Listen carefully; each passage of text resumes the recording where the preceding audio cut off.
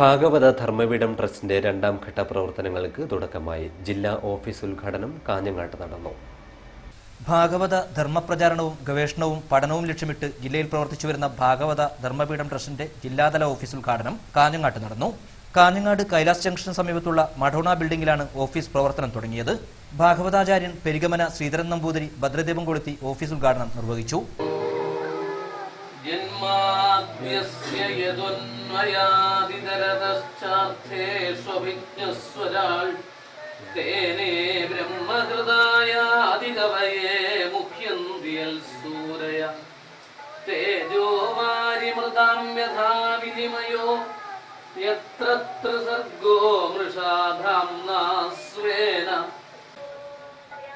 ഈ കലിയുഗത്തിലുള്ള ജനങ്ങൾക്ക് ലോകത്തിൽ ശാന്തിയും സമാധാനവും നേടിയെടുക്കാൻ വേണ്ടി സ്വർഗായ ലോകായ എന്നാണ് പറയുന്നത്. ഈ ലോകത്തെ സ്വർഗതുല്യമാക്കാൻ, മറ്റൊരു സ്വർഗലോകം ഉണ്ടാക്കിയെടുക്കാനോ കിട്ടാനോ അല്ല, ഈ ലോകത്തിൽ തന്നെ സ്വർഗസമാനമാക്കാൻ, അതാണല്ലോ ഈ ലോകത്തെ സ്വർഗമാക്കാൻ വേണ്ടിയിട്ട് ഈ ലോകത്തിൽ ആദ്യമായിട്ട് യജ്ഞം നടത്തിയത് നൈമിഷാരണ്യത്തിലാണ്.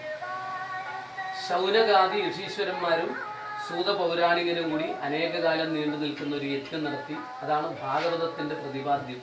ഭാഗവതത്തിലെ ഗജേന്ദ്രമോക്ഷം, നാരായണ കവചം, രുദ്രഗീതം തുടങ്ങിയ സ്തുതികളുടെ പാരായണവും നടന്നു.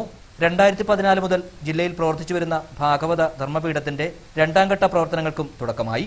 ശ്രീമദ് ഭാഗവത സപ്താഹയജ്ഞങ്ങൾ, വിവിധ പുരാണ ജ്ഞാനയജ്ഞങ്ങൾ, സത്സംഗങ്ങൾ, രാമായണ സത്രങ്ങൾ, ജ്ഞാനപ്പാന, ഹരിനാമകീർത്തനം തുടങ്ങി വിവിധ സഹസ്രനാമങ്ങളുടെ പഠനവും പ്രചരണവും ലക്ഷ്യമാക്കിയാണ് ഭാഗവത ധർമ്മപീഠം പ്രവർത്തിച്ചു വരുന്നത്.